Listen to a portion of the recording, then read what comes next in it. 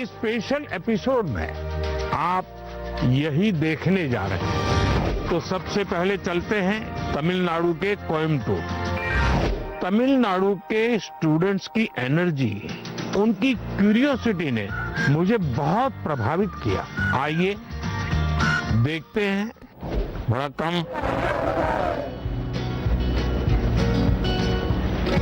आप लोगों को कुछ खाने पीने को मिला कि नहीं? क्या मिला? नहीं, हमें घर से लेके आए थे। I couldn't believe my eyes when I saw him. First, I had expected like a dynamic, dramatic entry because he is the prime minister after all. But it was very simple, humble and down to earth. वो जब अंदर आए बस like goosebumps आने लग गए. It was really great. ऐसा है कि मैं कई वर्षों से 10th और 12th के जो बच्चे हैं उनसे बातचीत करता रहता हूँ, परीक्षा पे चर्चा। और मैं बातचीत करता हूँ कुछ सीखने के लिए। मेरे लिए बहुत बड़ा ये सीखने का कार्यक्रम होता है, ये सिखाने का कार्यक्रम नहीं। तो मैं आज तमिलनाडु के नौजवानों को इसलिए मिल रहा हूँ कि मुझे कुछ सीखना है। तो आप में से अगर कोई कुछ बातें करना चाहते हो, अपनी बात बताना चाहते हो, तो मुझे सुनना है। कौन शुरू करेगा?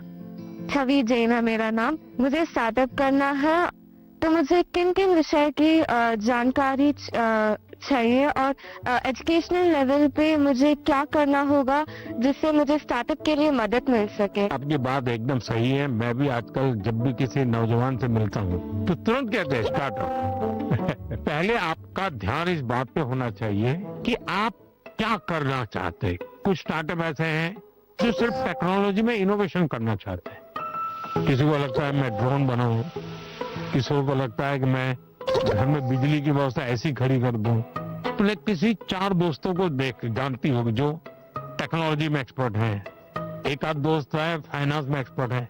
चलो 4 लोगों की टोली बना के साइड में अपन स्टार्टअप शुरू करते हैं। जरूर नहीं कोई स्टार्टअप के लिए कोई 25 साल की उम्र चाहिए, आप कभी भी शुरू कर सकते हैं। छोटे छोटे स्टार्टअप से भी काम शुरू हो सकता है। तो मैं समझता हूँ कि अगर आपकी रुचि है तो बहुत अच्छी बात है। कुछ स्टार्टअप चलाते हैं तुमको मिलने जाना और एक प्रोजेक्ट रिपोर्ट बनाओगे, उनको बताना कि मैं तो स्कूल से हूँ, मैं स्कूल का प्रोजेक्ट बना रहा हूँ। तो वो छुपाएगा नहीं, आपसे बताएगा। तो धीरे धीरे आपको ज्ञान भी मिलेगा कैसे कर सकते हैं। सर, हमेशा मुझे ये डर रहता है कि कहीं मैं पढ़ाई में ज्यादा फोकस करूं तो मैं अपने पैशन खो दूं।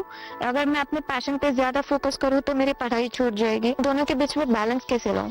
देखिए, पहली बात है कि 2 अलग चीजें ऐसा आप मानते क्यों हैं? दोनों उपयोगी हैं। जैसे मान लीजिए आपको आर्ट का शौक है? और आपने साइंस का कोई विषय पढ़ा और उसमें कोई लैब की चर्चा है और कुछ केमिकल मिलाने की चर्चा है। तो आप ऐसा कीजिए, कागज लीजिए, लैब बनाए, कागज पे पेंटिंग कर लैब बनाए।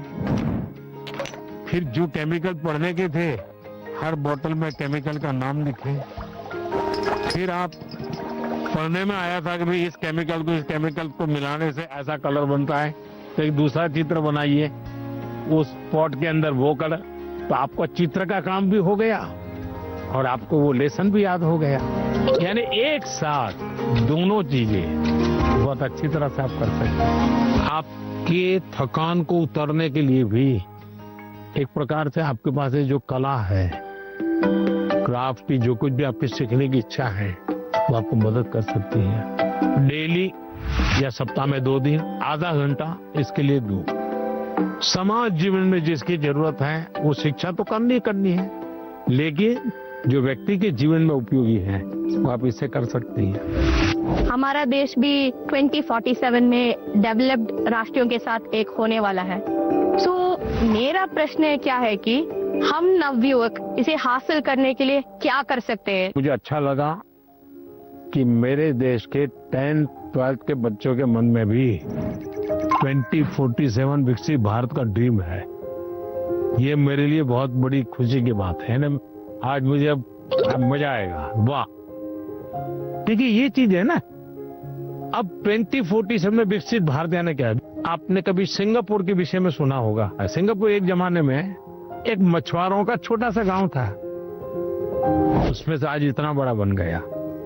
तो ली कुआन यू कहते थे कि भाई अगर हमको डेवलप कंट्री बनना है तो हमें अपनी आदतें डेवलप कंट्री के लोगों की होती वैसी बनानी पड़ेगी। हमें थर्ड वर्ल्ड कंट्री की तरह कहीं पर भी कूड़ा कचरा फेंक दिया, कहीं पर थूक दिया, ये नहीं चल सकता।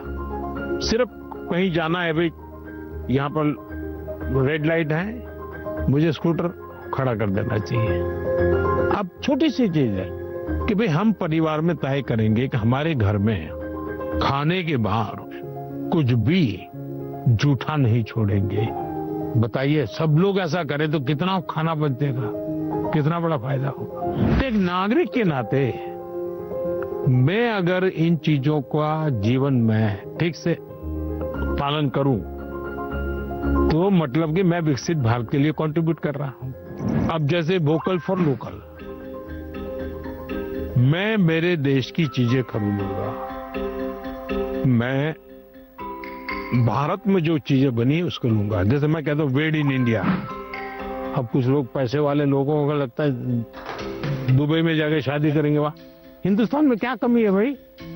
हम सब देश के नागरिक छोटी छोटी चीजों को करें, हम जरूर विकसित भारत बनाने में अपना दायित्व निभा सकते हैं, हम कंट्रीब्यूट कर सकते हैं। I was shocked that, oh my God, a student is actually concerned about this, and he told us that it's the small steps that matter, not the large ones.